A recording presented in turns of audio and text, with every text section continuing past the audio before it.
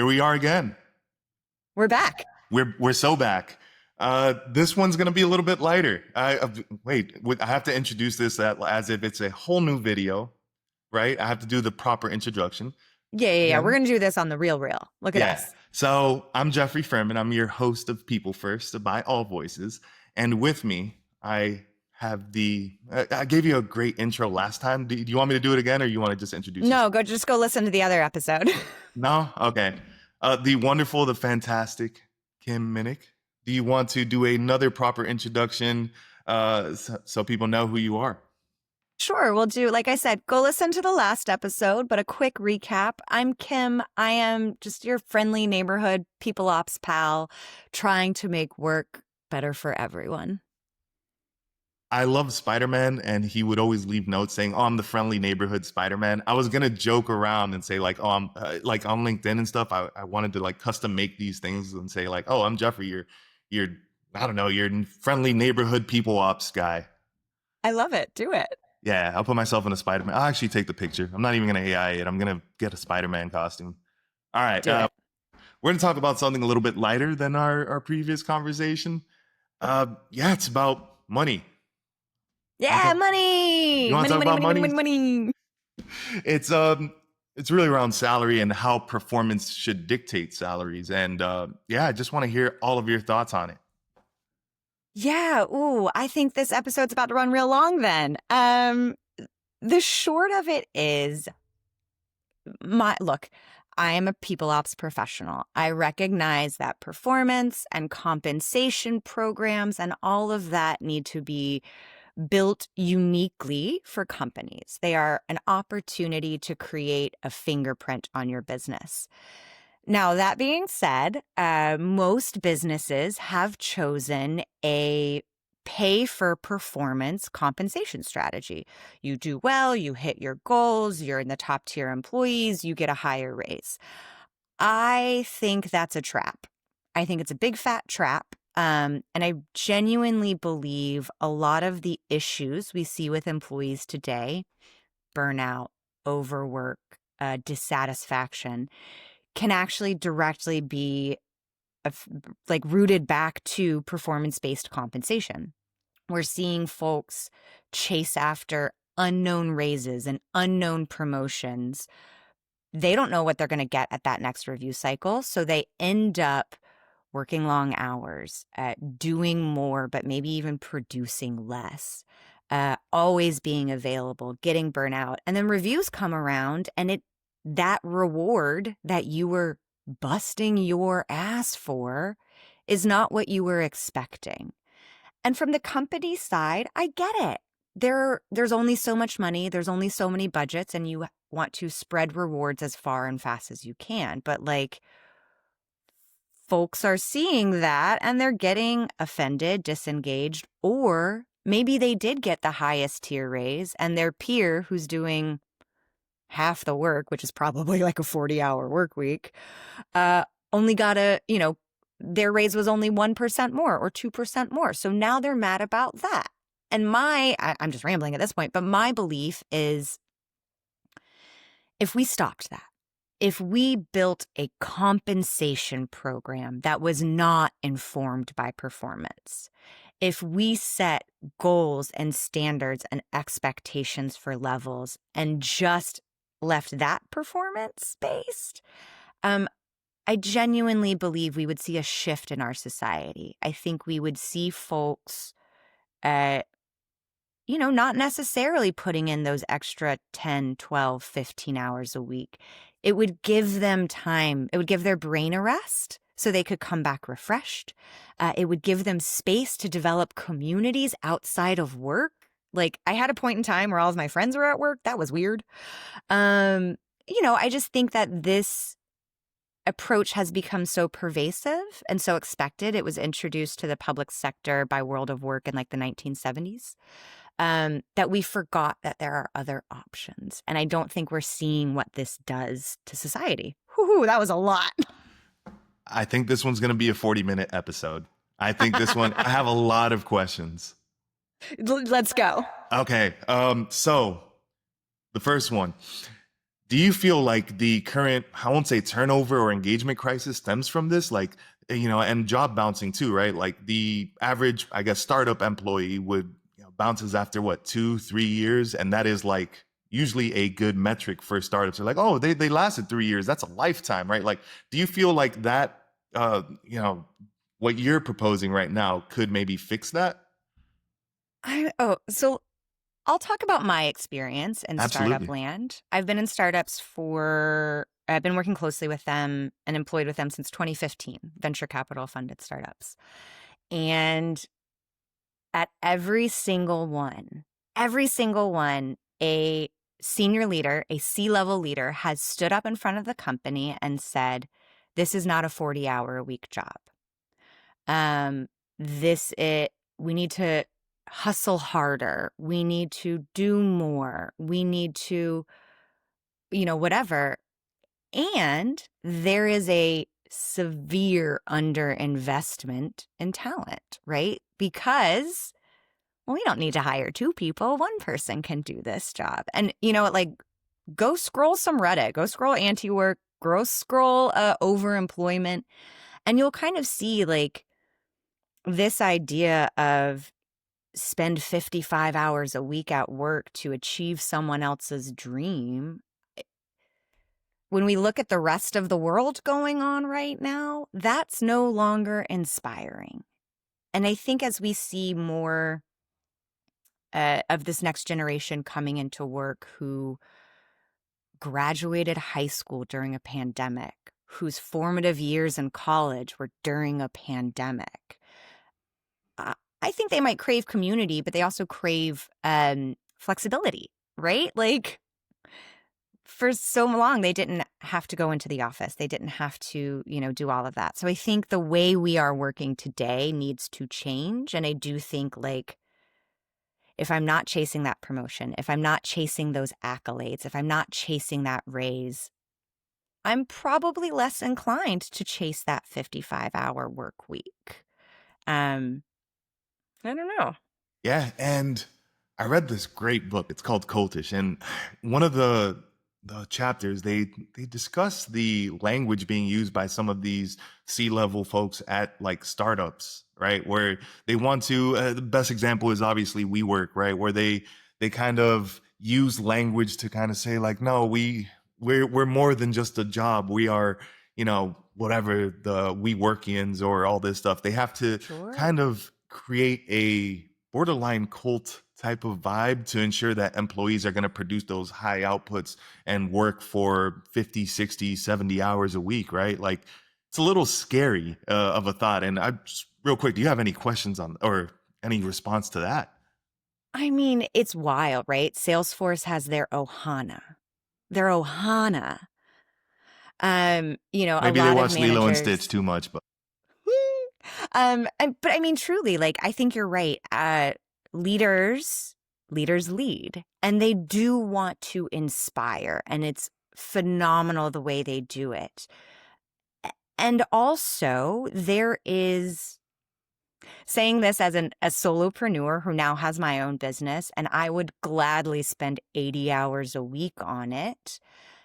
But that's an unfair ask of other people. It's my dream. It's my vision. And frankly, it's my bank account that is benefiting the most. Um, so your work's not your family. Find your family, find your community elsewhere. 20 plus years in the professional world, eh, can't tell you the deadlines I missed, and I'm still alive.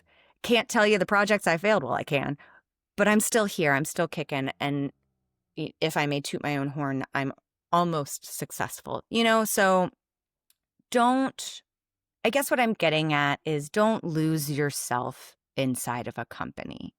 Um, don't, coming from someone who did, like, your work is not your identity.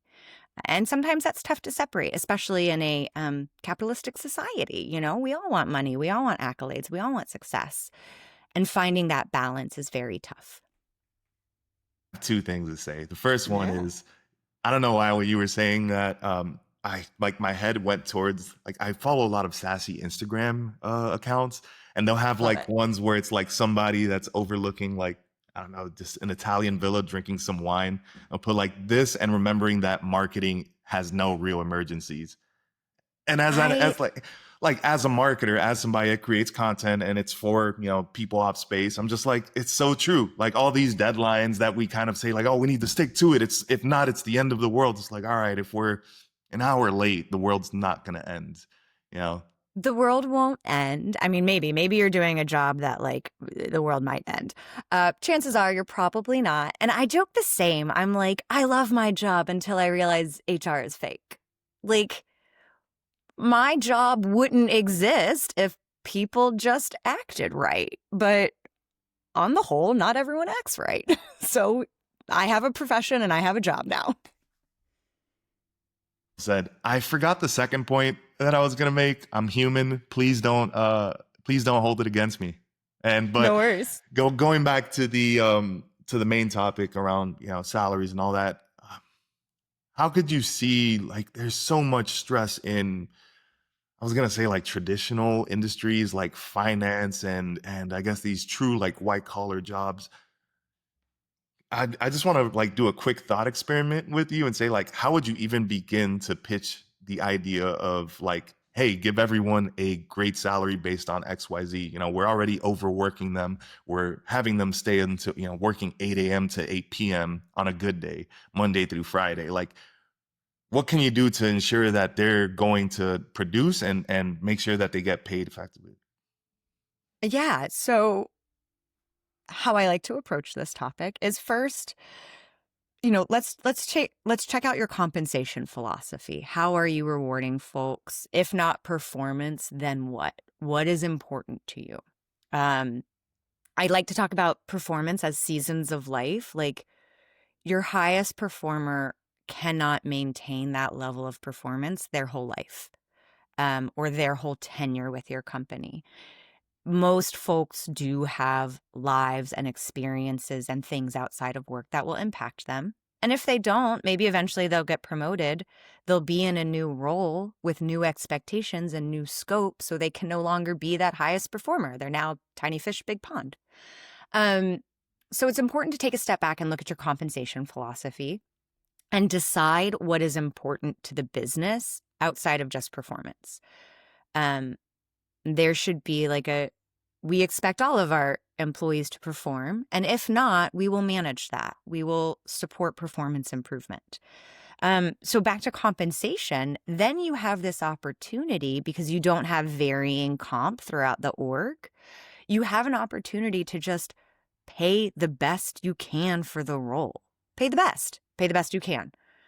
And then think of the rewards you want to reward. So is it tenure? Maybe you do an increase based off of tenure. Maybe you do profit sharing at the end of the year that is based off of somebody's level in the organization. For example, a low-level individual contributor is probably having the most impact on themselves or their close team, whereas a director or a C-level is probably having more impact on the company. So maybe you do some profit sharing with that in mind.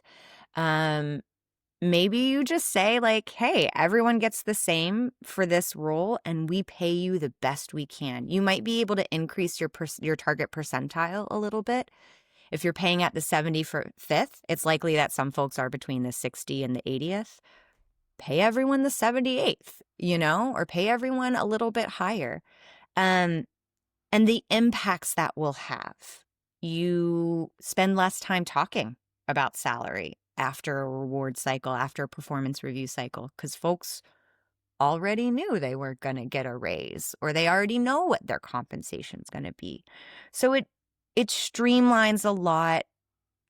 I would love to do a case study with a company. I believe it builds more trust when folks know what they're paid, know how they're paid, and know that they're not chasing after an unknown reward. Yeah. Yeah, there's this like social media tool called Buffer. I think they have like a full you're familiar? Buffer. Hi, Carolyn. I have some friends over there. They do a really cool approach to compensation and they Yes. do very transparent compensation, which I have weird feelings about transparent compensation. Like, I don't want to share an individual's salary, but I do want you to know your personal financial future. But yeah, Buffer does some cool stuff, and their tenure is just wild. Like, folks have been there forever. Yeah, it's really impressive. And I have to do a humble brag. I'm early adopter. I was studying different company cultures when like I started my first company, Office Vibe, and they were one that really stood out. Just their whole way of approaching compensation, culture, that they were like completely fully remote back in 2013, I think, or 2014, whenever they first started. So all the things that like HR and people ops professionals are saying, this is the way forward. Like Buffer's been doing this since 2013, and they're a successful multi-million-dollar company to this day. So Yeah, and their culture, I got a little sneak peek when I met Carolyn. She's their chief of staff. I was Carolyn. I'm sorry, I forgot your title wrong.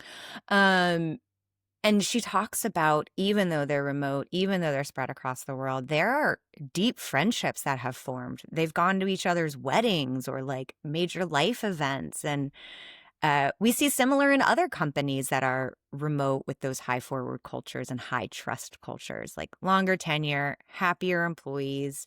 Buffer did a great job surviving the downturn of the pandemic, and I think they're like back to pre-pandemic, if not better.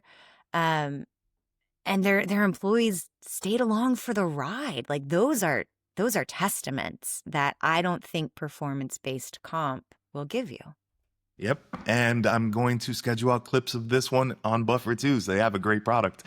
Um, that said, if you still have her information, would love to like record one of these with her. I'm gonna include this in the podcast. I feel like people Okay. need to see this behind the scenes banter, but whatever. If you can, I'd love to like just shoot a pod with her. Yeah, maybe. I'll see. She's a busy gal, so a little hard to get in contact, but I'll do what I can. Thank you so much. All right, and funny enough, I remembered the second point I was gonna make earlier. It was around like, oh, Great. your workplaces aren't really your family.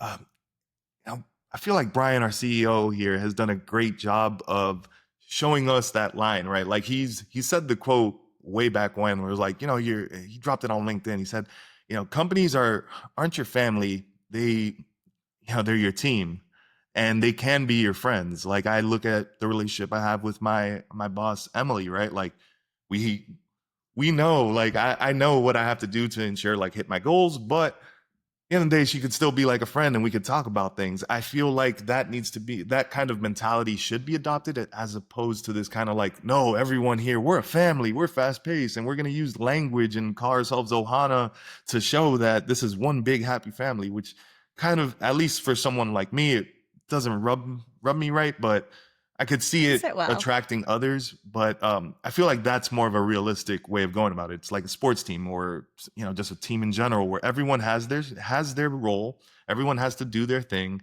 and kind of ensure that we hit those goals to get to that next level or that next step and get those big wins. But yeah, uh, just And my 2 cents.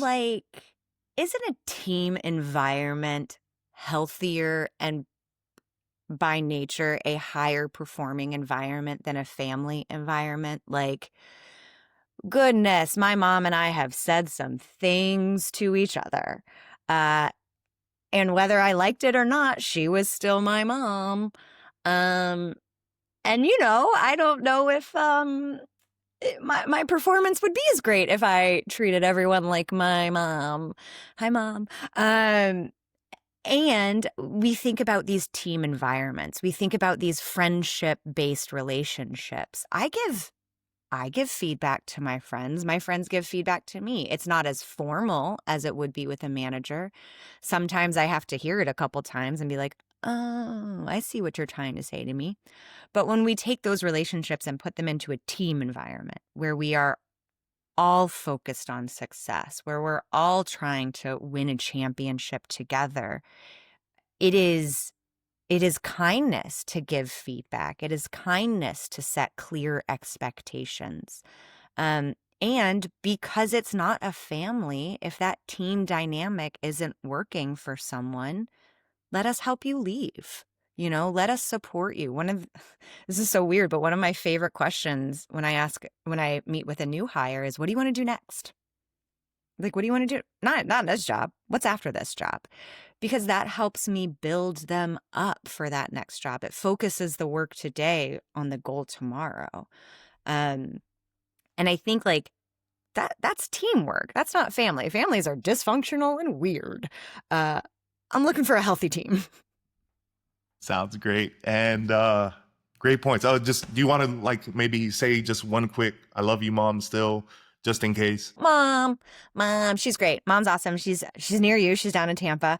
Mom, you're awesome. You're cool. She knows. Next time She you're knows. We're down here, both spicy. yeah. Next time you're down here, just let me know, and we'll do some dinner. I know all the cool spots around here. All right. All right. She's in Um, the I don't know where she's at. so one last question, and I want to ask this mostly because you just did it, and I'm just curious to know. So what are you gonna do next? Ooh, I gotta tell you. So I've been on this solopreneur adventure. I joke that I was forced fractional after a large layoff at my last full-time job. Um, and right now, what's next for me? Like, I am just running towards this solopreneur life. I was joking with my husband recently. I'm like, I'm finally ready to hustle. Like, I'm here. Like, I'm hustling for me now. It's my dream. It's my vision. Um, I do need to do my planning and my goals, but some things that I am really, really excited and looking forward to is diving deep into building performance management programs for companies. Again, like creating those fingerprints, uh, infusing great compensation strategies to support that performance program, and learning how to become a real life business owner. This is a whole new growth path for me. Shout out to my fractional people community who have taught me a ton about being a business owner. Um, that is what's, I feel like I'm still growing into these shoes or still like, frankly, building the seat. I'm not taking the seat yet. That's what's next for me. So it's very exciting in that I'm focusing on doing some. No one loves performance reviews more than I do. I promise you. So it's really exciting that I get to focus on the things that I love so much. And it's terrifying that it is all on me. So that's what's next, live that dream. Yeah, we're rooting for you. We'll do our best to support you and get you out to some of the folks here at our customers and people following our newsletters and YouTube channel now. And yeah, we'll keep on like linking out to the resources. I think to all the resources that you post online. You're doing fantastic work, and we'll keep on doing our best to support you. Thank you. Maybe down in the comments, you'll share my Lego blocks library. It's just a collection of helpful documents for people, teams, and leaders. I got you. Yeah, perfect. And I have to throw out what I want to do next after AllVoices. Yeah. Okay, you ready for this? I Please. think once AllVoices is in a good place and I could just like wander off into the sunset, I want to manage an otter just rescue. So thoughts on that? What a goal. Right? So Otters they're scary. They'll bite your they're finger vicious. off. We have all the seafood out here in Florida. I just want to make sure that they're living good and give them some shrimp, some ice. Cracking open oysters with a little rock. It's adorable. Holding hands. Yeah. Awesome. So my wife's gonna support me with that, and she'll maintain the house, do all the stuff. And I'm just gonna be out there with Otto and his friends. Otto and his friends. I'm here for it. I can't wait to come visit. Perfect. Yeah. And on that note, let's end this conversation on compensation and performance. Such a great time with you today. You are the best, and we're gonna do our best to promote this and send you all the clips as well as provide all the resources to people listening. So. Oh my gosh, Jeffrey, thank you so much. This was genuinely a blast. Slightly chaotic as I am known to be, but thank you so much for having me and letting me talk my stuff. Wonderful. Have yourself a good one. All right. Bye, everyone.